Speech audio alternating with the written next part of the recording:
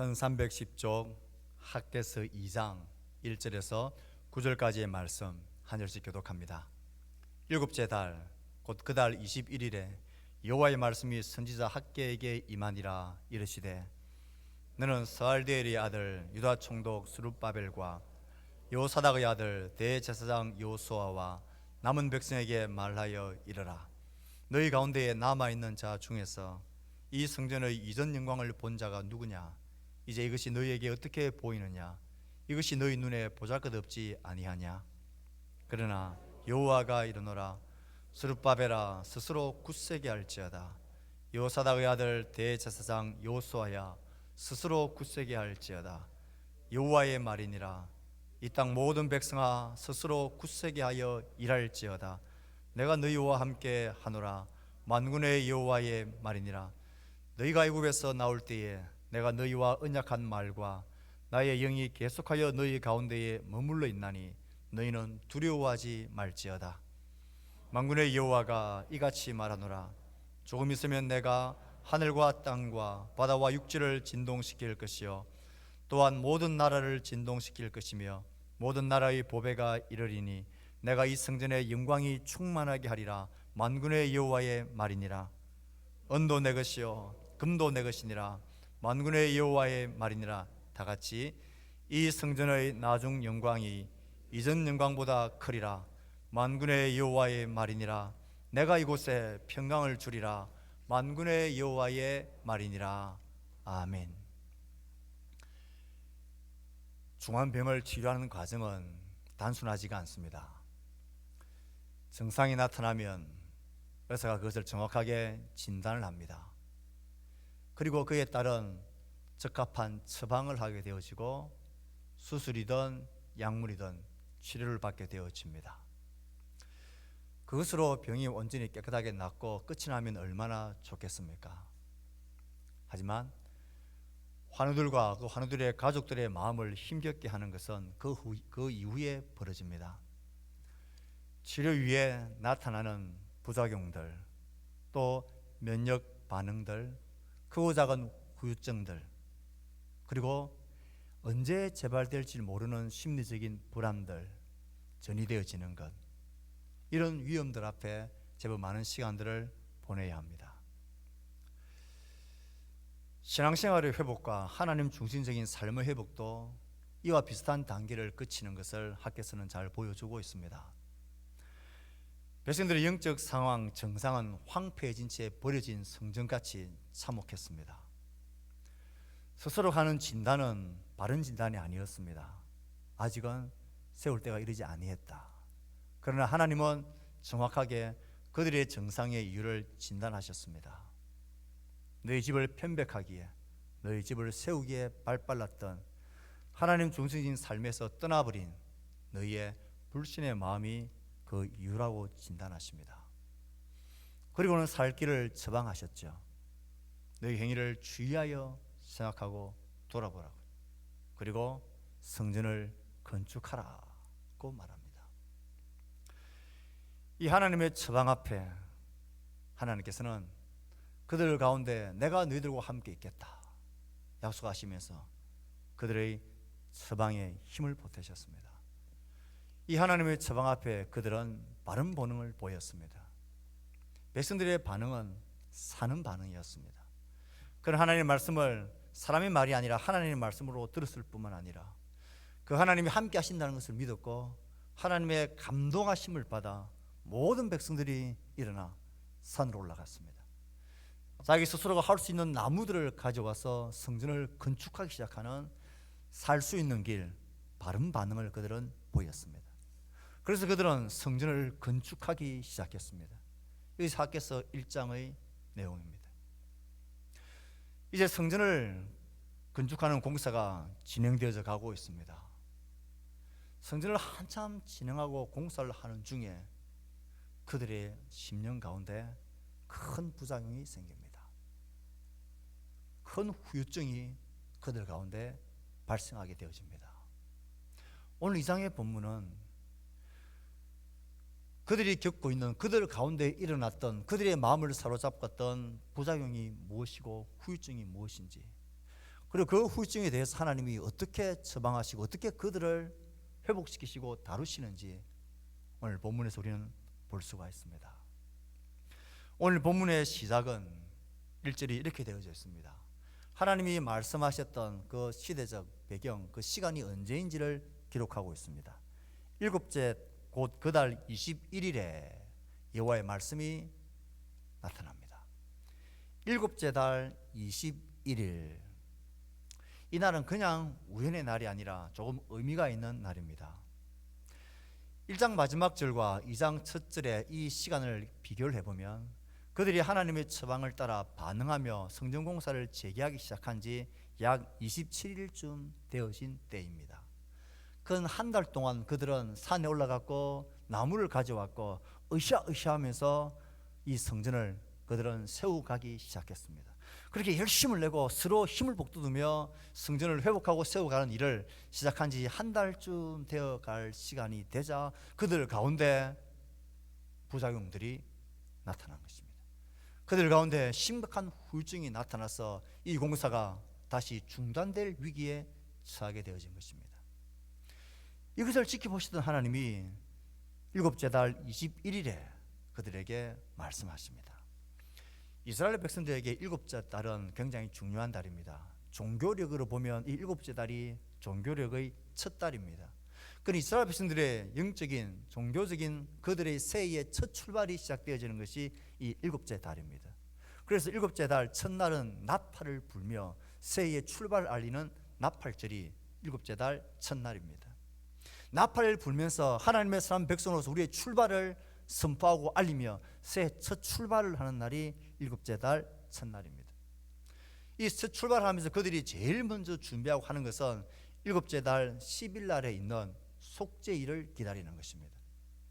대속죄일이라 불리는 모든 민족의 백성의 죄를 속하는 대속죄일이 일곱째 달 10일 날 있습니다. 그리고 일곱째 달 14일이 되어지면 그들이 지키는 절기 중에 제일 크고 중요한 초막절 절기가 시작되어집니다. 이스라엘 백성들의 출발이 되어졌던 애굽에서 출애굽할 때에 그들이 초막에 거하게 함으로 그들의 삶의 출발이 어떠했는지, 그 어려운 상황과 형편 속에서 하나님이 어떻게 우리를 지키고 보호하시고 인도하셨는지, 우리가 누구의 백성인지 그들의 시작을 알리는 그 초막절이 일주일간 지켜집니다. 그리고 그 초막절의 마지막 날이 7월 21일째입니다. 그러니 하나님이 이 날에 여호와의 말씀이 선지자에게 임하였다는 것은 이 초막절날 그 절기의 최고 정점 그리고 마지막 날 하나님이 그들에게 말씀하셨다는 것입니다. 이 날을 콕 집어 하나님이 말씀하신 것은 이 초막절 절기의 메시지가 지금 그들이 앓고 있는 후유증과 그에 대한 하나님의 치료와 연결되어져 있기 때문에 그렇습니다.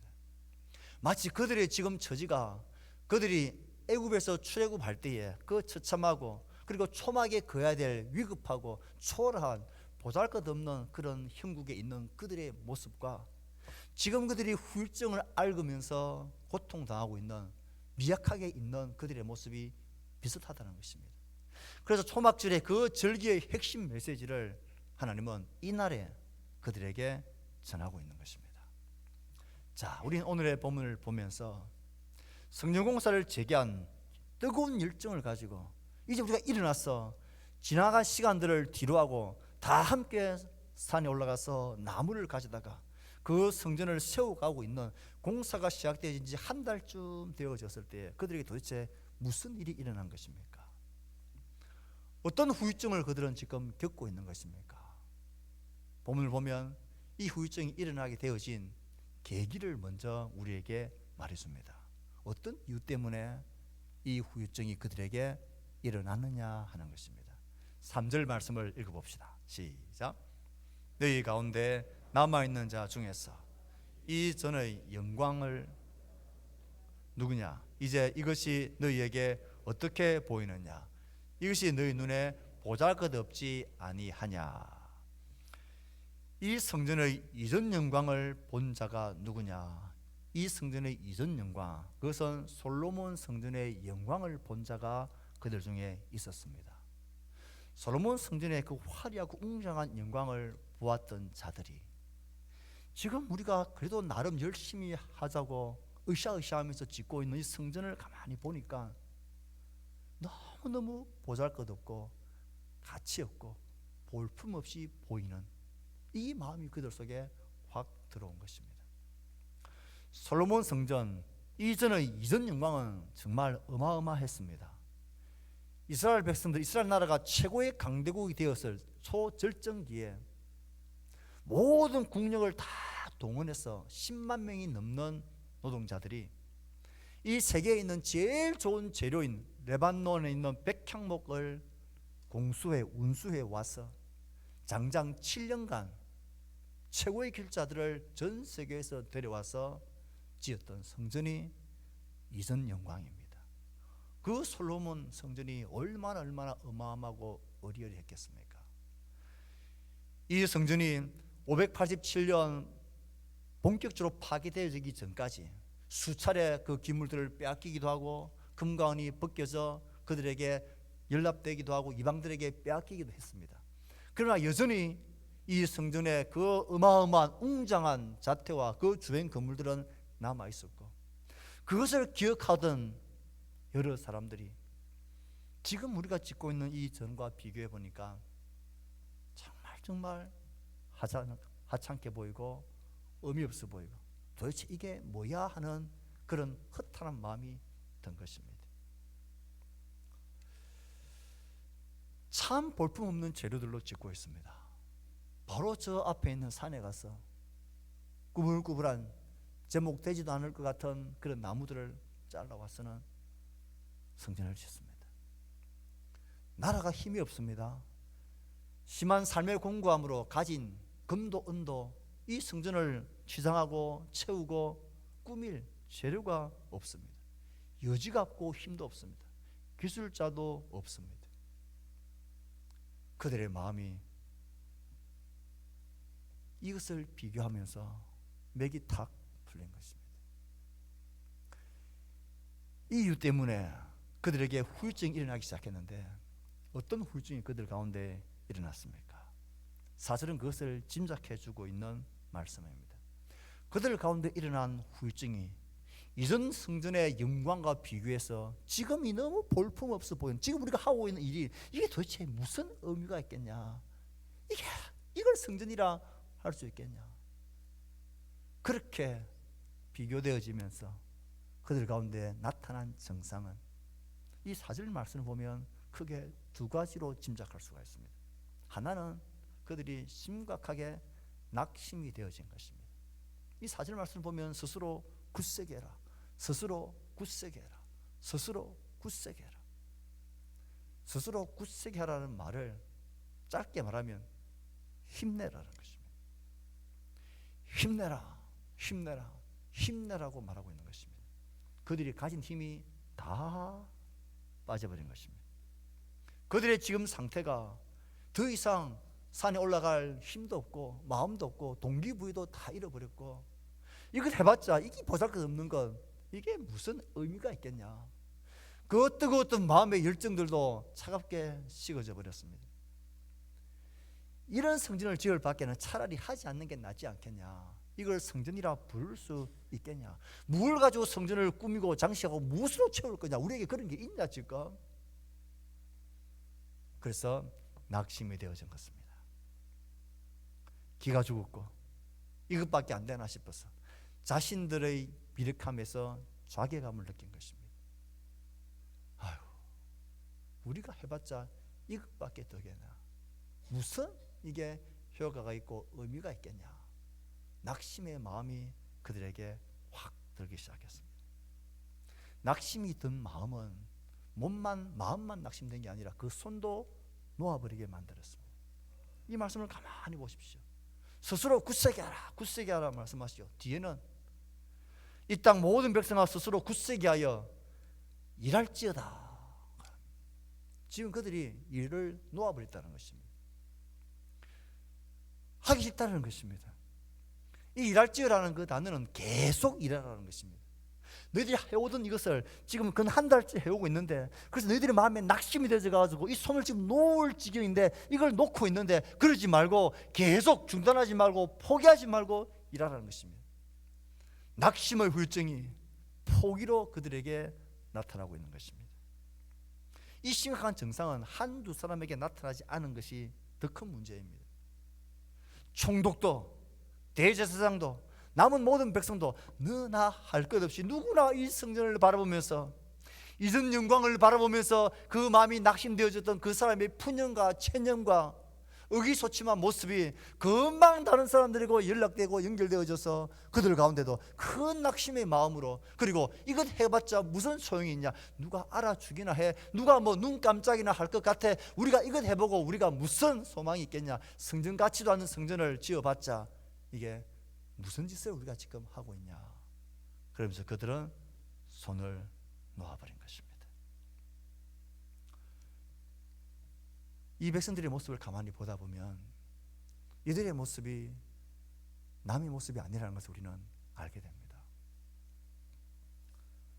초라한 성전, 보잘것없어 보이려고 낙심하고 의기소침해 있는 백성들의 모습, 우리가 하나님을 믿고 신앙을 지키고 믿음 생활하며 그래도 살아보겠다고 다짐하며 이런저런 예수고 힘쓰는 승기가 수고의 봉사 일들, 내 마음의 성질을, 내 마음의 하나님 중심적인 삶을 한번 세워보겠다고 애쓰고 있는 우리의 마음속에 선뜻선뜻 찾아오는 이 낙심과 포기의 마음, 비슷한 후유증이 우리에게 찾아옵니다.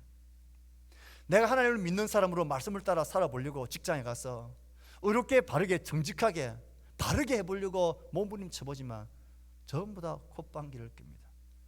이마 유별나게 너 혼자 그래봤자 무슨 의미가 있냐고 다 무시해버리고 조소하고 비웃습니다. 그래도 나의 자녀들은 말씀으로 믿음으로 한번 키워보겠다. 그래서 교회 위주, 신앙 위주, 기도 위주, 성경 위주로 그렇게 키워보겠다고 애를 쓰고 수고해보지만 그렇지 못한 다른 자녀들보다도 성적이 월등하게 뛰어난 일이 나타나지 않습니다. 뭐 그렇게 그 길들이 척척 열리지도 아니합니다. 티가 나지를 않습니다. 이렇게 내가 한다고 이걸 우선하고 하나님 우선해서 하는 이게 무슨 의미가 있을까? 잘 되는 것은 그렇지 않는 다른 사람들이 훨씬 더 잘 되고 빠르니까, 화려해 보이니까 이것을 보면 우리가 낙심이 됩니다. 몸의 어려움과 경제적 어려움과 삶의 곤과 문제, 내일에 대한 두려움을 가지고 그래도 내가 기도해봐야지, 그래도 하나님을 우선적으로 섬기고 살펴봐야지, 그렇게 말씀으로 믿음으로 기도하고 애써보지만 크게 달라지는 것이 없습니다. 빛과 번쩍한 하나님의 놀라고 큰 능력들이 우리 가운데 턱 나타나질 않습니다. 우리가 모여서 기도해보자고 한번 힘을 내보자고 해도 그렇게 모여서 기도하는 사람은 그렇게 많지는 않습니다. 우리가 아이들을 섬기고 교회를 섬기고 이런저런 일들로 섬기고 애쓰고 봉사해보지만 티가 나질 않습니다. 나의 수고와 작은 섬김이 그렇게 사람들에게 영향을 끼치지도 않습니다. 아무도 보지 않는 가운데 올라와서 교회를 청소하고 쓸고 닦는 일들, 그러면 이 모습을 보고 다른 사람들이 감동을 받아서 너나 할 것 없이 벌떼같이 일어나서 내가 할게 하며 움직여야 되는데 그런 일은 결코 일어나지 않습니다. 내가 하던 일을 내가 하지 아니하면 그것은 그냥 버려진 채 있게 되어지는 게 현실인 걸 보면서 뭐 이래, 내가 이렇게 수고하고 애쓴 이게 무슨 의미가 있는 거야. 아이들을 교육하고 가르치는 교사들, 요즘 아이들은 반응하지 않습니다. 대꾸를 하지 않습니다. 무슨 생각을 하는지를 모릅니다. 그래도 그 아이들을 붙들고 기도하고 애쓰고 말씀을 가르치다가 돌아서서는 내가 지금 무엇하고 있지? 이렇게 한 이것이 과연 그들에게 선한 영향을 끼치는 걸까? 그래도 하나님의 도우심과 하나님의 역사심을 믿고 계속 기도하며 애쓰고 하나님을 바라보는데 내 몸의 병이 빨리 완쾌되고 낫질 않습니다. 부작용과 이런 후유증들은 계속 일어나고 또 언제 어떤 일이 날지 모를 불안 가운데 계속 있는 거 보면서 내가 이렇게 기도하는 게 무슨 소용이 있지? 이런 후유증과 낙심과 포기의 마음, 그 백성들이 겪고 있는 그 후유증의 마음과 동일합니다. 우리 공동체는 그렇게 큰 공동체가 아닙니다. 뭐 그렇게 이 동네와 세계와 나라에 영향을 끼치는 그런 공동체가 아닙니다. 여기서 우리가 찬양을 한다고, 여기서 우리가 뭔가 한 부분을 숨기고 애쓰고 한다고 해서 그게 뭔가 놀라운 영향을 끼치고 위대한 일을 나타내는 그런 일은 우리에게는 없습니다.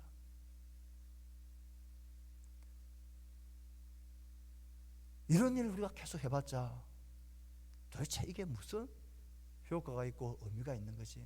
내가 지금 무슨 헛짓을 하고 있는 거지? 이런 마음들이 우리 가운데 들어질 때 우린 지금 낙담과 포기 가운데 심각하게 후유증을 앓고 있는 이들과 함께 아파하고 힘겹고 주저앉아 있는 것입니다. 자괴감 속에, 의기소침 속에, 볼품없는 연약함과 비참함 속에 이 모든 것을 놓아버리고 싶은, 해봤자 의미 없고 아무것도 아닌데 무엇하려고 내가 이렇게 했을까? 무엇하려고 이런 작은 공동체, 무엇하려고 이런 작은 섬김들, 무엇하려고 내가 이것을 무슨 영광을 보려고 하는 거지? 이런 마음들. 지금 백성들이 그런 후유증을 앓고 있는 것입니다. 이제 하나님께서는 그 후유증을 앓고 있는 백성들에게 초막절 마지막 날 초막 가운데 거하며 그들의 힘겨운 시간들을 시작해야 될 그들, 그때 내가 어떻게 너희들 가운데 있었는지, 어떻게 내가 너희들을 인도했는지 그것을 기억하고 기념하는 그날 마지막 날에 하나님은 선지자 학기를 통하여 말씀하시는 것입니다. 오늘 말씀 속에 하나님은 두 가지의 처방을 하시는 것 같습니다. 한 가지는 5절, 4절, 5절에 있는, 그리고 또 다른 한 가지는 6절과 9절 속에 있는 하나님의 처방입니다. 오늘은 4절, 5절에 있는 하나님이 그들을 다루시는 첫 번째 처방을 살피고 다음 주에는 두 번째 하나님의 처방을 살피려고 합니다. 하나님은 두 가지로 처방하십니다. 하나는 오늘 우리가 살필 연약하고 포기하고 낙담되어져 있는 그들을 하나님은 격려하시는 처방을 하십니다. 그리고 다른 하나의 처방은 이 낙담의 자리에서 그들이 다시 일어날 수 있는, 다시 힘을 낼 수 있는, 용기를 낼 수 있는, 다시 소망을 가질 수 있도록 하나님은 위대하고 확실한 약속을 그들에게 6절에서 9절에서 하고 있습니다. 하나님은 그들을 격려하셔서 자리에서 일어날 뿐만 아니라 다시 너희들에게 소망하고 바라봐야 할 확실한 약속을 하나님 그들의 심령 속에 꽉 채워주십니다. 오늘 하나님께서 그들에게 격려하시는 하나님은 어떻게 그들을 격려하시고 무엇으로 그들을 격려하시며 이 심각한 후유증에 빠져 있는 그들을 다시 힘있게 하십니까? 4절 5절의 말씀을 같이 읽어봅시다. 하나님 어떻게 그들을 격려하시는지 4절 말씀을 같이 읽습니다. 시작. 그러나 여호와가 이르노라 스룹바벨아 스스로 굳세게 할지어다. 요사닥의 아들 대제사장 여호수아야 스스로 굳세게 할지어다. 여호와의 말이니라 이 땅 모든 백성아 스스로 굳세게 일할지어다. 이 말씀을 보면 그들이 이런 후유증에 빠져있는 모습도 나타나지만 그 속에서 그들을 격려하시는 하나님의 격려의 말씀이 강하게 강조되어집니다. 그들을 향한 하나님의 첫 번째 처방은 온 공동체를 향해 모두 힘을 내서 일하라는 격려입니다. 스스로 굳세게 하라, 이 말은 힘내라는 것입니다. 우리가 뭔가를 할 때에 파이팅, 으쌰, 하나님 그렇게 지금 그들이 하시는 것입니다. 낙담 중에 포기하고 주저앉아 있는 그들에게 다시 일어나라, 힘내라, 힘내서 포기하지 말고 계속해서 일해라, 힘내라고 하나님 말씀하십니다. 총독을 불러내서 너 힘내라, 대제사장을 지목하면서 너도 힘내라, 너희 모든 남은 백성들아 너희들 그 자리에 주저앉지 말고 힘내라고 하나님은 격려하십니다. 이 본문의 말씀을 지역하면 힘내라는 단어가 제 앞에 나옵니다. 그러나 이제 힘내라, 스룹바벨아 여호와의 말씀이라. 힘내라 여호사닥의 아들 대제사장 여호수아여, 힘내라 땅의 모든 백성이여 여호와의 말씀이라. 힘내라고 하나님 말씀하십니다. 힘내서 일하라고, 중단하지 말라고, 다시 마음도 손도 놓아버리지 말라고, 다시 황폐해진 채 이 성전을 버려두는 그 비참한 일이 다시 없도록 너희들 힘내서 일하라고 말씀하십니다. 누구의 마음이 지금 애가 닿는 것입니까? 백성들은 다 힘이 빠져가지고 손도 마음도 지금 놓아버릴 지경입니다. 이 모습을 보는 하나님 아버지의 마음이 애가 닳은 것입니다. 마치 우리 자녀들이 힘없고 낙심 가운데 울고 있는 모습을 볼 때에, 의기소침해 있는 모습을 보고 밥도 먹지 않고 있는 아이를 볼 때에 그 애가 타는 부모의 마음으로 하나님 지금 그런 위기에 있는 백성들을 보면서 애가 타셔서 그들에게 찾아와 말씀하시는 것입니다. 나는 다시는 너희들의 그 참담한 모습을 보고 싶지 않다는 것입니다. 아니, 보고 있을 수 없다는 것입니다. 다시 성전이 황폐해진 채 버려지고 너희와 내가 멀어지고 떨어지고 내가 너희들의 삶 가운데서 죄되어지는 그런 비참한 상황을 내 백성이 아닌 것으로 나는 너희들을 그냥 두고 볼 수 없다라는 것입니다. 그래서 너희들 이래서는 안 된다. 힘내라고, 다시 용기를 내어서 일하라고, 다시 산을 올라가고 다시 나무를 해오고 너희들이 소소해 보이고 정말 볼품없어 보이는 그 일을 다시 해라는 것입니다. 용기를 내어서 그 일을 나서라고 하나님 우리에게 말씀하십니다. 우리가 집중해야 할 것은 힘내서 일하라고 격려하시는 이 하나님의 말씀뿐만 아니라 도대체 하나님은 무슨 근거에서 이렇게 힘내라, 다시 일하라고 말씀하시느냐 하는 것입니다. 이렇게 이들을 격려하시고 힘내라고 그렇게 격려하시는 하나님의 그 근거가 뭡니까? 그들 향한 격려의 핵심이 이 힘내라고 말하는 근거에 있습니다. 사실 우리의 삶 가운데 누군가가 우리의 위로가 필요하고 우리의 격려가 필요한 사람한테 우리가 종종 하는 말이 힘내라, 힘내세요. 저도 그 말을 자주 합니다. 특별히 이제 병원에 수술 받으러 들어갑니다. 치료받고 돌아왔고 다음 치료가 언제입니다, 이런 연락을 주고받을 때 반드시 하는 말이 힘내십시오. 힘내십시오. 힘 주실 것입니다. 그 말을 반드시 합니다. 우리도 누군가 낙심되어 있는 성도를 볼 때야, 지체를 볼 때 우리 다 가서 손잡아주며 힘내라. 오랜 기간 동안 병상한 지체들을 보면서 힘내라고, 그리고 낙심되어 있는 자들에게 맛있는 거 밥 사 먹으라고 우리 소중에 돈을 넣어서 봉투를 전달하기도 합니다. 힘내라는 것입니다. 이 힘내라는 메시지의 핵심은 뭡니까? 함께 한다는 것이죠. 너 혼자 아니다. 너 절대 혼자로 버려두지 않을 거다. 너를 위해서 기도하는 공동체가 있다. 너를 생각하고 너를 마음에 품고 있는 적어도 내가 있다. 너를 위해 기도하는 많은 사람들이 있다. 너를 위해 기도하는 공동체가 있다. 너 힘내라. 너 절대 혼자가 아니고 우리가 절대 너를 홀로 버려두지 않을 거다. 우린 너를 기억할 거다. 너 힘내라. 힘내라는 격려는 함께 하겠다라는 약속에 근거합니다. 그래서 우리는 격려를 받고 힘을 얻는 것입니다.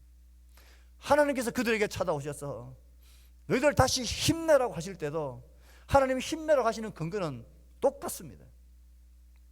내가 너희와 함께하노라. 만군의 여호와의 말이니라. 너희가 애굽에서 나올 때에 내가 너희와 언약한 말과 나의 영이 계속하여 너희 가운데 머물러 있나니 너희는 두려워하지 말지어다. 솔로몬 성전과 현재 자기의 손으로 짓고 있는, 세우고 있는 이 성전을 비교하면서 볼품없는 모습에 낙심하고 실망하고 포기하고 있는 백성들에게 주시는 격려의 핵심은, 힘내라고 하시는 격려의 핵심은 하나님이 함께한다. 만군의 여호와 내가 너희와 함께한다. 이 말씀은 학개서 1장 13절에서 합격 통한 하나님의 처방의 핵심과도 동일했습니다. 그때 여호와의 사자 학개가 여호와의 위임을 받아 백성에게 말하여 이르되 여호와가 말하노니 내가 너희와 함께하노라. 하나님은 이 말씀으로 그들에게 하나님 자신을 주셨습니다. 내가 너희와 함께하노라. 이것이 왜 낙심되어 있고 손 놓고 있는 그들을 격려하시는 핵심의 이유입니까? 내가 너희와 함께한다. 하나님의 임재하심이야말로 그들이 지금 손으로 짓고 있는 성전의 본질이고 핵심이기 때문에 그렇습니다. 너희들 이전 성전의 화려함과 비교해보니 볼품없지, 아무것도 아니지, 이게 뭔가 싶어서 낙심이 되지. 그러나 하나님이 임재한다, 내가 너희들과 함께한다, 내가 이 성전에 임재한다, 하나님의 임재, 이 성전의 본질만큼은 조금 더 달라지지 않다. 아니, 오히려 너희들이 연약하고 이 건물이 연약하고 초라할수록 이 가운데 계신 너희가 함께하는 나의 영광, 나의 임재, 이 성전의 본질은 훨씬 더 크고 훨씬 더 확실하게 드러나게 될 거다. 너희들이 짓고 있는 성전, 이 성전이 성전인 것은 건물의 화려함이 아니라 너희와 함께하는 내가 이 성전의 핵심이다 하는 것입니다. 하나님이 함께하지 않는 성전, 아무리 화려하고 영광스럽게 보여도 그 성전은 무너질 수밖에 없습니다. 아무리 초라하고 보잘것없어 보이고 아무것도 아닌 것처럼 보인다 할지라도 그곳에 하나님의 임재가 있으면 그보다 영광스러운 것은 없는 것입니다. 그보다 더 찬란한 것은 없는 것입니다. 그래서 내가 너희와 함께한다, 이것은 하나님이 그들을 격려하는 핵심이고 근거인 것입니다. 그래서 너희들 힘내라, 계속해서 일하라 하십니다. 그리고 5절 말씀을 마무리하면서 두려워하지 말라 하는 것으로 이 격려가, 첫 번째 격려가 마무리됩니다. 함께 하신 하나님은 실제로 어떤 모습으로 그들과 함께 하시기에 너희들 두려워하지 말라고 하시는 것입니까? 다시 한번 5절을 볼 필요가 있습니다. 하나님이 내가 너희와 함께 하겠다 할 때 하나님은 어떤 모습으로, 어떤 방편으로 그들과 함께 하시길래 너희와 함께하는 나를 생각하며 너희들 의기소침하지도 말고 두려워하지도 말고 낙심하지도 말고 포기하지도 말아라고 하시는 걸까요? 너희가 애굽에서 나올 때에 내가 너희와 언약한 말과 나의 영이 계속하여 너희 가운데 머물러 있나니 너희는 두려워하지 말지어다. 하나님이 함께 하시는 방편은 하나님의 말씀으로, 하나님의 영으로 그 가운데 서 계신 것입니다. 애굽에서 나올 때 하나님은 그들을 독수리 날개를 업고 인도하셨다 말씀하시며 그들에게 언약의 말씀, 약속의 말씀을 주셨습니다. 출애굽기 19장 5절 6절 다 같이 한번 읽어봅시다. 시작. 세계가 다 내게 속하였나니 너희가 내 말을 잘 듣고 내 언약을 지키면 너희는 모든 민족 중에서 내 소유가 되겠고 너희가 내게 대하여 제사장 나라가 되며 거룩한 백성이 되리라. 너는 이 말을 이스라엘 자손에게 전할지니라. 내 소유가 되겠다라는 것은 지금 너희들이 출애굽하면서 이제 막 초라한 모습으로 나오지만 이 소유라는 말은 귀한 보물이라는 것입니다. 가장 특별한 보석으로, 보물로 내가 너희들을 삼겠다는 것입니다. 모든 나라에 하나님의 위대하심을 드러내는 제사장 나라가 되게 하겠다. 내가 너희들에게 이 약속의 말을 주었지 그 약속의 말을 나는 한 번도 잊은 적이 없다는 것입니다.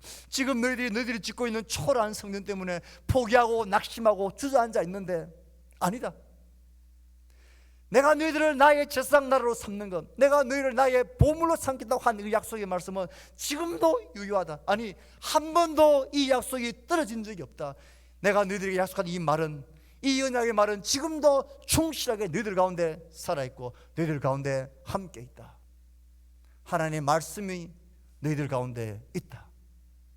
그리고 하나님께서는 나의 영으로 너희들 가운데 서 있다 말씀하십니다. 왜 서 계신 걸까요? 도울 준비가 되어 있다는 것입니다. 너희들에게 귀 기울일 준비가 되어 있다는 것입니다. 너희들을 보호할 만반의 준비가 되어 있다는 것입니다. 너희들을 지키며 경계하며 이 모든 것들에서 내가 너희들을 품고 안고 너희들을 보호할 모든 준비를 다한 채 내가 너희들 가운데 서 있다라는 것입니다. 하나님은 이렇게 우리와 함께 하십니다. 지금도 하나님은 자기의 백성들을 이런저런 후유증과 어려움과 의기소침에 있는 그런 막막함과 낙심 가운데 마음과 소원과 자괴감에 눌려있는 지체들을 향하여 하나님 오늘도 우리에게 말씀하십니다. 내가 너와 함께 있다. 나의 말씀이 너에게 있고 이 말씀은 천지가 다 없어져도 변하지 않는다. 언제든지 이 말씀을 펼 수 있고 언제든지 이 말씀을 펴면서 나를 만날 수 있고 나의 약속을 너희들이 신뢰할 수 있지 않느냐. 이 약속의 말씀이 너희에게 주는 나의 위로고 나의 격려고 나 자신이라고 하십니다. 그리고 하나님은 그의 영으로 지금도 믿는 자들 가운데 계십니다. 우리 가운데 계셔서 우리의 마음을 감동하십니다. 우리의 마음을 깨닫게 하십니다. 우리의 눈을 열어 보게 하십니다. 이 하나님의 영이 우리와 함께 계시는 하나님의 방편입니다. 이스라엘 백성들에게 현실의 막막함과 자괴감과 의기소침해 있는 그들에게 내가 너희와 함께한다 격려하셨던 하나님은 내가 너에게 준 말씀으로 너희 가운데 서 있는 나의 영으로 나는 너희들과 영원히 함께한다. 한 번도 너희들과 함께하지 않은 적이 없다 약속하십니다. 그 말씀으로 격려하십니다. 오늘의 말씀을 맺으면서 이 동일한 하나님의 심장을 가지고 사랑하는 지체들을 격려하고 싶습니다. 정말로 많은 지체들이 현실의 막막한 어려움 가운데, 육체의 질병 가운데, 재정적인 어려움 가운데, 삶의 곤고한 문제로, 인생의 곤고한 문제로 자녀들을 향한 안타까운 마음을 가지고 있습니다. 이를 위해서 우리가 기도하고, 이를 위해서 하나님을 찾아보기도 하고, 예수 보기도 하고, 하나님을 섬기보며 힘써 살아보기도 하지만 그날이 언제인지 답답하기만 합니다. 빛과 번쩍한 놀라운 하나님의 능력들과 이 환경의 정세의 변화들과 기가 막힌 재료들 하나님이 공수해주는 일들이 일어나질 않습니다. 이렇게 시간을 가지는 것, 이렇게 쓰고 하나님을 찾는 게 무슨 소용이 있을까? 나 혼자서 그냥 교회를 섬기고 교회를 돌보고 사역하는 이 일들을 아무런 영향력도 아무런 큰 효과가 나타나지 않는 그런 일들을 내가 언제까지 해야 될까? 내 삶의 공감은 계속되어지고 나를 위협한 모든 정세들은 여전히 변하지 않는데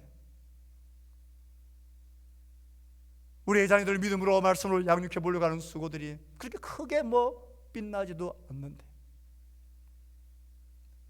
재정적인 어려움과 건강의 어려움으로 우리 가운데 낙심과 힘겨움 속에 있는 지체 여러분, 우리가 낙심하지 않고 두려워하지 않을 수 있는 이유가 있습니다. 그 이유는 우리에게 있지 않습니다. 우리의 능력이 커지거나 우리를 둘러싼 정세가 갑자기 바뀌거나 우리의 삶의 환경들이 갑자기 역전되어지는 것 속에 있지 않습니다. 여전히 어렵고 여전히 환경은 힘겹다 할지라도 우리가 붙들어야 할 우리의 격려의 근거는 우리 가운데 계신 하나님이십니다. 그 하나님은 이전에도 우리에게 말씀하셨고 지금도 우리에게 말씀하시고 앞으로도 우리 가운데 살아계셔서 말씀하시며 우리 가운데 꿋꿋하게 서 계실 것입니다. 사랑하는 성도 여러분, 하나님이 그들을 격려하며 주시는 격려의 방책은 새롭고 신비하고 놀라운 것이 아닙니다. 그들에게 없었던 새로운 계시를 주시는 게 아닙니다. 그들이 경험해보지 못했던 놀라운 일들, 기적을 일으키시는 것이 아닙니다. 그들이 꿈도 못 꿨던 세계의 역사의 역전을 일으키는 것도 아닙니다. 하나님 그들에게 주셨던 것은 이미 주신 것입니다. 이미 그들이 누리고 있던 것이고 이미 그들이 기억하고 있었던 것이고 이미 그들이 들었던 것이고 이미 그들이 알고 있는 하나님의 약속의 말씀과 하나님의 영입니다. 그런데 무엇이 문제입니까? 왜 낙심하고 좌절하게 될까요? 그 가치와 그 영광을 보는 우리의 마음의 눈이 희미해졌기 때문입니다. 현실의 어려움과 공감 때문에 우리의 눈이 용기를 잃어버린 것입니다.